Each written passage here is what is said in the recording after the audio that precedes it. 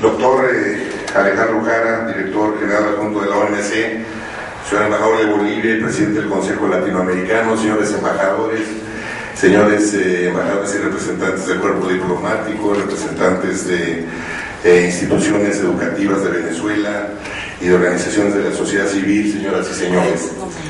Es para la Secretaría Permanente del CELA muy satisfactorio tener esta conversación con el doctor Alejandro Jara, director general adjunto de la Organización Mundial de Comercio, quien ha sido funcionario de la OMC al cabo de varios años, después de haber tenido la responsabilidad de haber sido embajador de Chile ante la Organización Mundial de Comercio y haber ocupado cargos relevantes en la Cancillería de su país. Otra de las características que califican altamente al doctor Jara es que fue un distinguido funcionario del CELA hace cerca de 20 años, donde coordinó los temas de negociaciones comerciales internacionales. Entonces, esos son a grandes rasgos algunos de los antecedentes de las altas calificaciones profesionales del doctor Alejandro Jara, a quien mucho le agradecemos esta conversación. Yo me permití disculpar al doctor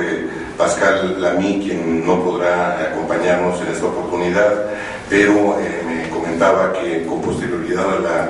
conferencia ministerial habrá la oportunidad de que pueda dirigir un mensaje a los representantes de los Estados miembros del CELA para conocer cuáles fueron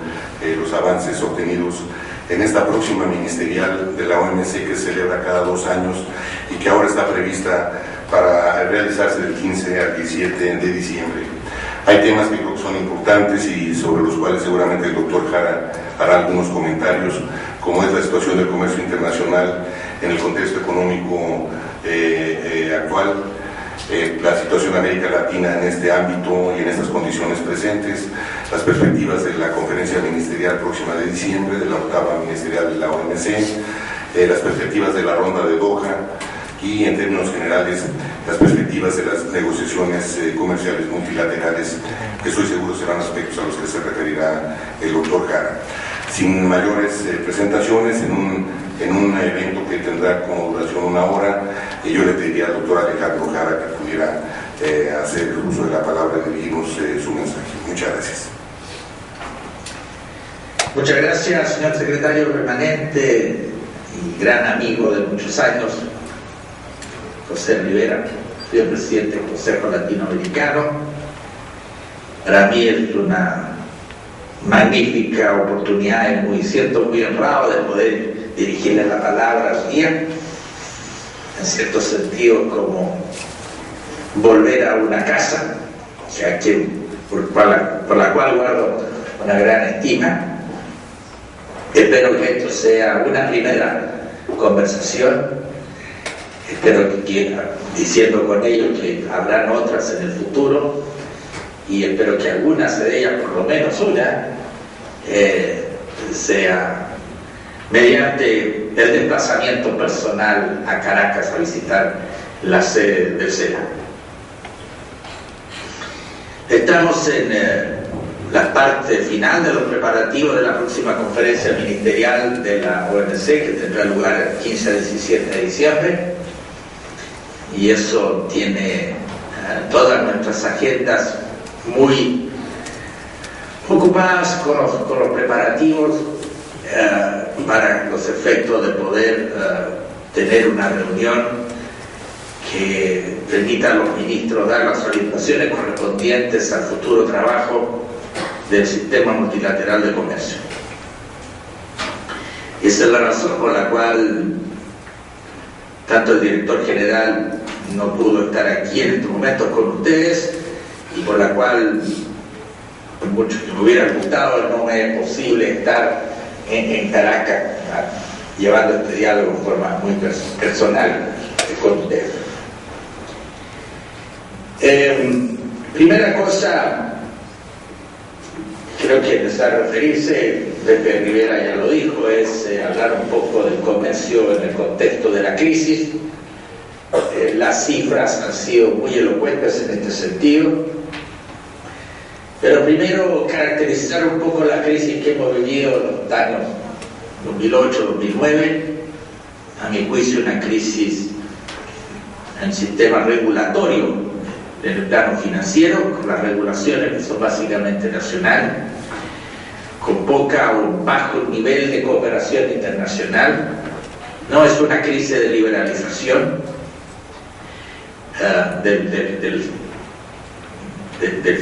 de las finanzas internacionales. Hay siempre el ejemplo muy elocuente de tener dos países que son altamente integrados y abiertos en materia financiera, en el cual uno sufre la crisis profunda y del otro lado se escucha hablar poco o nada en materia de problemas en su sistema financiero. Me refiero, por ejemplo, a Estados Unidos y Canadá. Y la razón es que es una falla regulatoria en Estados Unidos, que está en el origen de esta crisis, y también fallas regulatorias en otros países que muestran que mientras las regulaciones nacionales en los mercados son globales y que los impactos del sistema de unos se transmiten a gran velocidad hacia otras economías,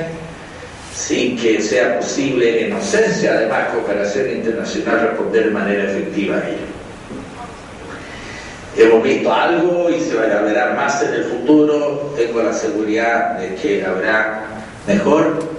y más profunda cooperación internacional en esta materia para evitar que esto vuelva a ocurrir, pese a que, como hemos visto, esta crisis ya ha tenido una recurrencia particularmente en Europa en los últimos meses, y es una crisis de la cual parece costará recuperarse en términos de tener más crecimiento.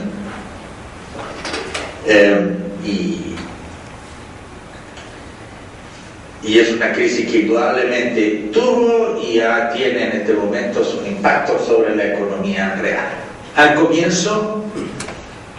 fue la contracción de la actividad económica la que determinó una caída muy grande en el volumen del comercio internacional, alrededor de un 9% en el año 2009. En parte también está el hecho de que mucho del comercio internacional se financia con créditos, con letras de cambio, por ejemplo, y principalmente, y estas prácticamente desaparecieron de los mercados internacionales al comienzo de la crisis y hubo que responder a ello de manera efectiva, y hubo mucha energía política para resolverlo, principalmente a través del Grupo de los 20 y la intervención no solamente de la OMC, que sirvió de catalizador, pero también del Banco Mundial, de los bancos regionales de desarrollo y de algunos bancos nacionales que se ocupan del comercio exterior, en Brasil, por ejemplo, y en otras economías. Y una parte menor de la caída del comercio se explicó por un nivel de proteccionismo que se manifestó mucho en muchos países, tanto industrializados como países en desarrollo, pero también hay que reconocer que no hubo un aumento espectacular, una explosión de medidas proteccionistas a escala global, como lo fue en la década de los años 30, en parte porque hay una mayor conciencia de los impactos negativos que tienen las medidas restrictivas al comercio,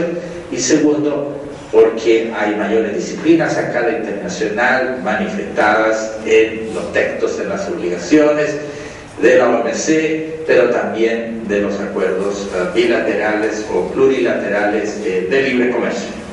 Por lo tanto, es un proteccionismo que en su mayor parte ha estado encauzado mediante medidas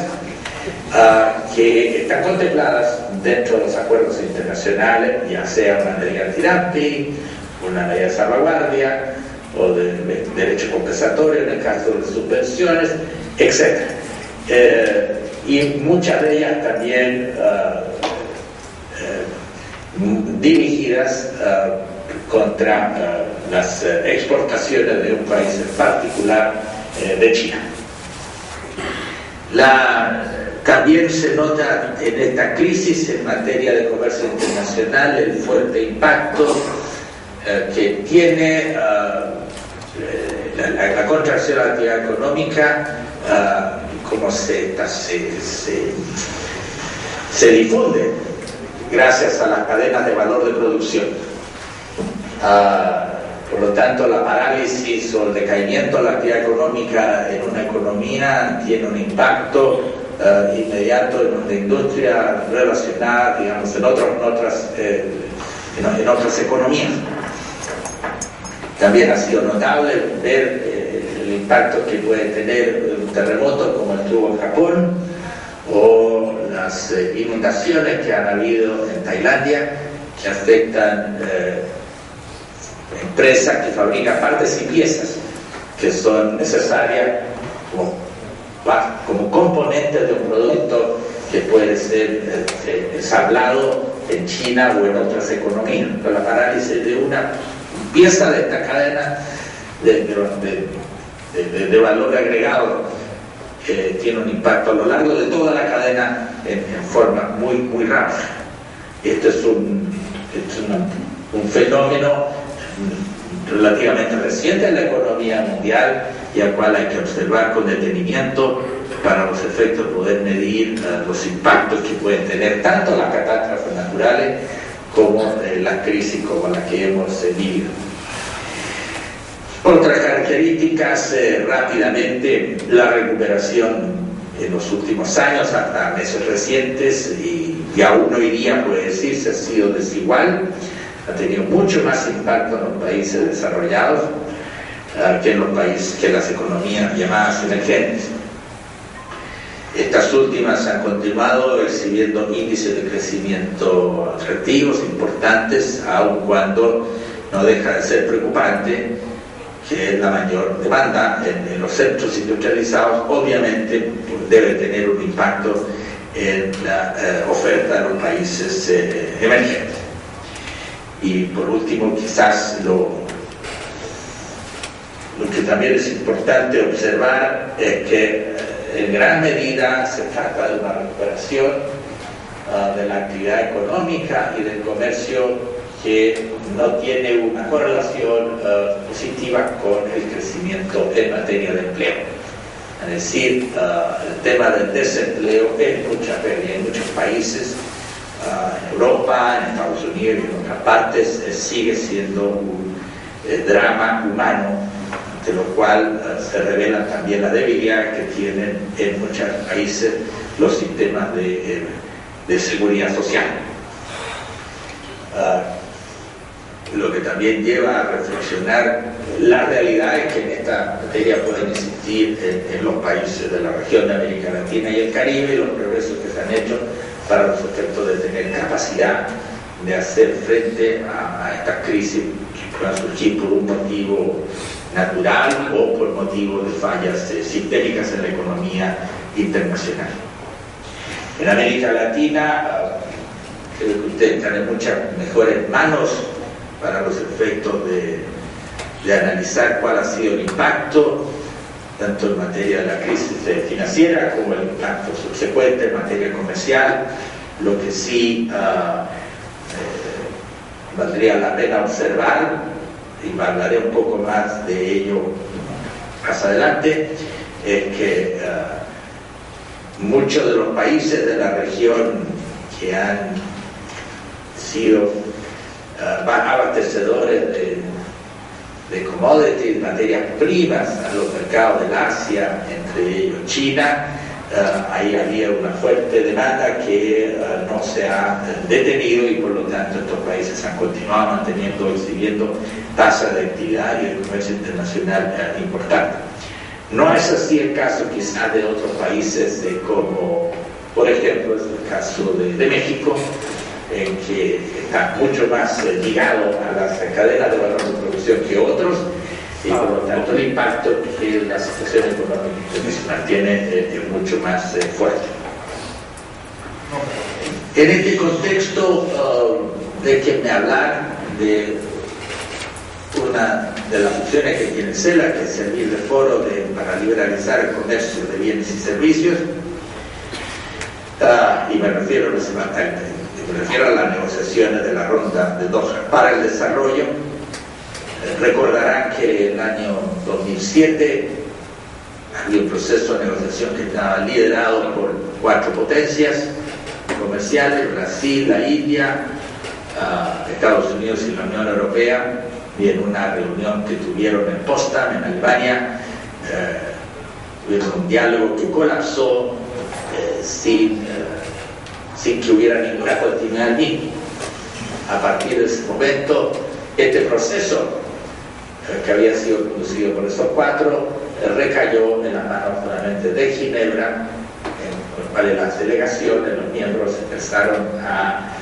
recomponer las partes y piezas de un paquete de resultados que pudieran ser aceptables, lo que llevó a una reunión ministerial el año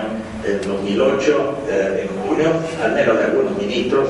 en que finalmente, aunque se visualizó un paquete posible de resultados, al final del día no fue posible lograr un consenso. Y en ese momento la ronda de Doha, diría yo, entró en una crisis política de la cual no ha salido. Y si se quiere,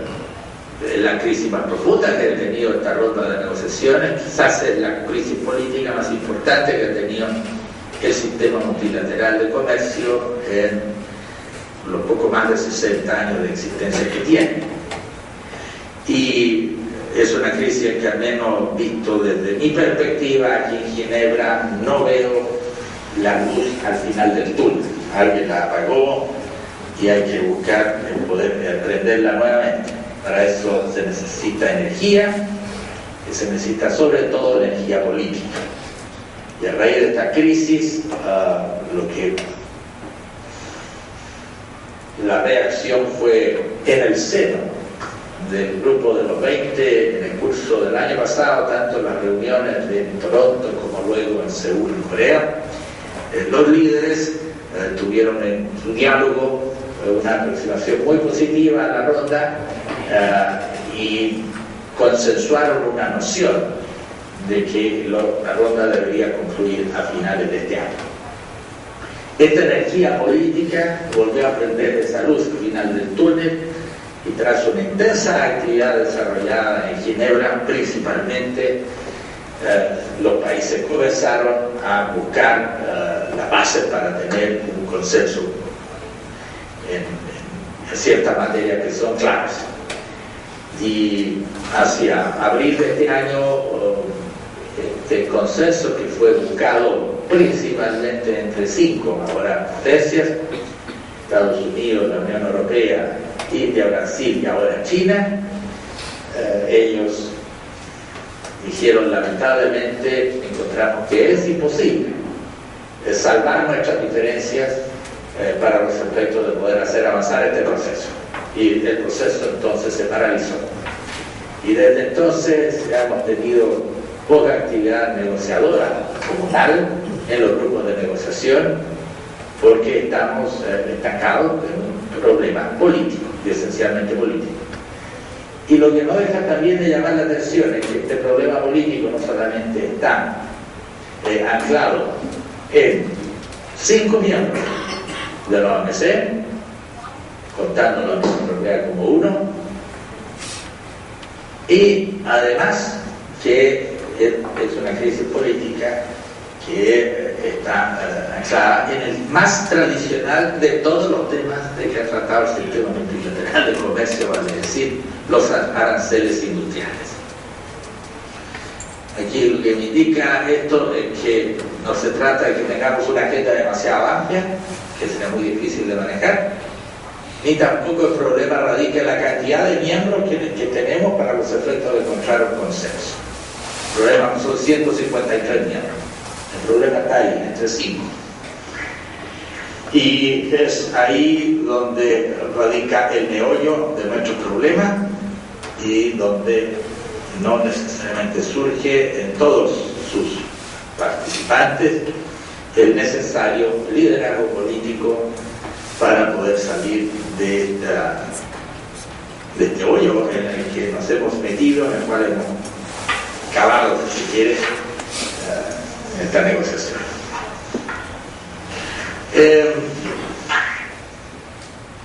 no solamente hay aquí un tema político y un tema de ajuste de expectativas,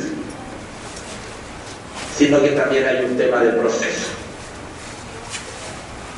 Es difícil decir cuál es más importante, pero ciertamente el proceso no ayuda,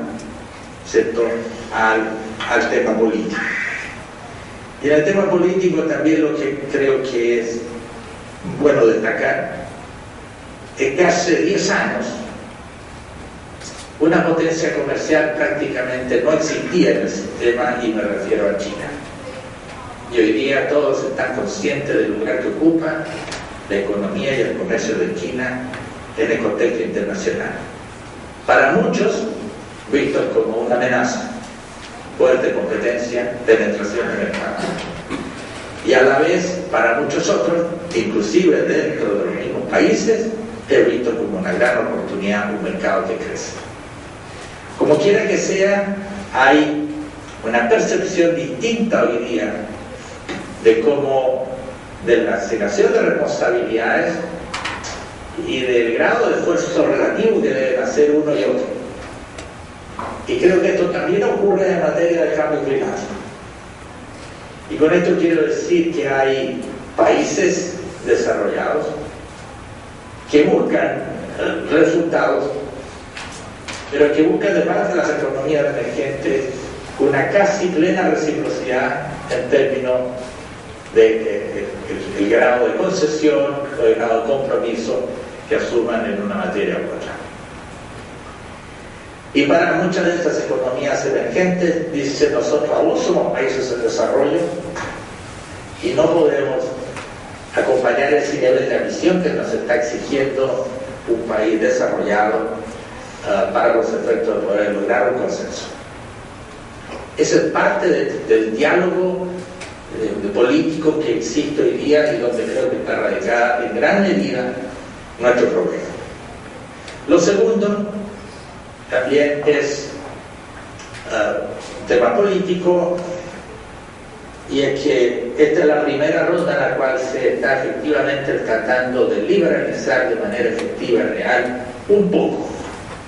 del comercio de agricultura, incluyendo los subsidios que distorsionan el comercio agrícola. En la ronda de Uruguay se logró traer de vuelta al sector agrícola bajo el imperio de ciertas reglas multilaterales. Ahora, de manera efectiva, se está tratando de abrir mercados. Y para abrir un poco los mercados agrícolas, en especial donde han estado más cerrados, que son grandes potencias industrializadas, se necesita mucha energía o muchos beneficios de concesiones en otras áreas, particularmente en el área industrial. Porque de otra manera no es posible vencer las resistencias que se presentan en los parlamentos